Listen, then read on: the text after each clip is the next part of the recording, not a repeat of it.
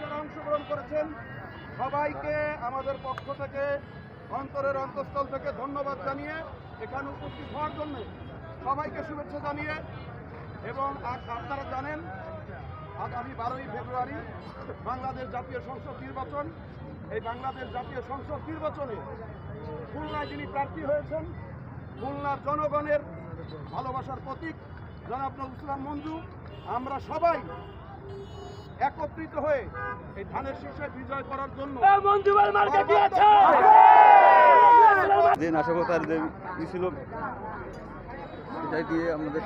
দেখতে পাচ্ছেন এই 13ই অক্টোবরকে কেন্দ্র করে পলাতক ফ্যাসিস্ট আওয়ামী সরকার শেখ হাসিনা দেশব্যাপী একটি নৈরাজ্যকর পরিস্থিতির সৃষ্টি করার পায়তারা করেছিল। বাংলাদেশের ছাত্র জনতা, জাতীয়তাবাদী আদর্শের ঘরানার লোকজন এবং সর্বোপরি সারা বাংলাদেশের জনতা একত্রিত হয়ে আজকে সেই যে হুমকি ছিল বাংলাদেশের সার্বভৌমত্বের উপরে তাকে প্রতিহত করে এবং সুন্দরভাবে আজকের দিনটি আপনারাই সবাই দেখেছেন, আমরা সুন্দরভাবে কাটিয়েছি।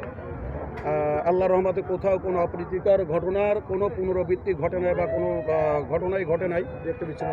একটি বিচ্ছিন্ন ঘটনা ঘটতেই পারে এবং আমরা দেখেছি সেইগুলো নামমাত্র 3000, কাউকে 5000, কাউকে 8000 টাকা দিয়ে অপরিচিত ফেস যারা টোকাই ঢাকার তাদের দিয়ে দুই একটি জায়গায় ককটেল আক্রমণ চালিয়েছিল।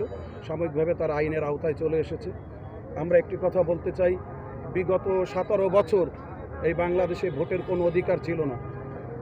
একটা প্রজন্ম ক্রস করে চলে গেছে যারা ভোট কী জিনিস তাই জানে না, এরকম একটা প্রজন্ম অলরেডি তারা চলে গেছে। তারা আজকে 17 বছর ভোটাধিকার থেকে বঞ্চিত এবং ভোট কী জিনিস আমাদের দেশের মানুষ এখনও তা অনেক প্রজন্ম আছে তারা জানতে পারে না।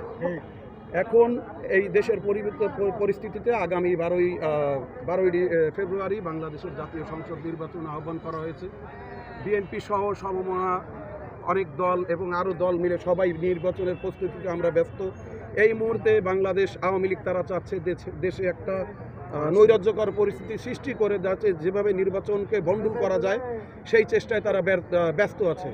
আমরা তাদেরকে বলে দিতে চাই, বাংলাদেশি জাতীয়তাবাদী আদর্শের প্রত্যেকটি সৈনিক প্রত্যেকটি স্থানে সর্বদা জাগ্রত এবং সজাগ অবস্থায় আছে।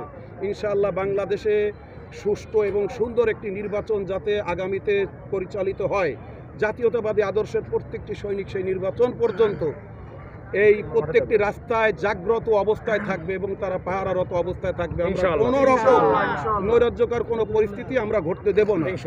আর দেশনায়ক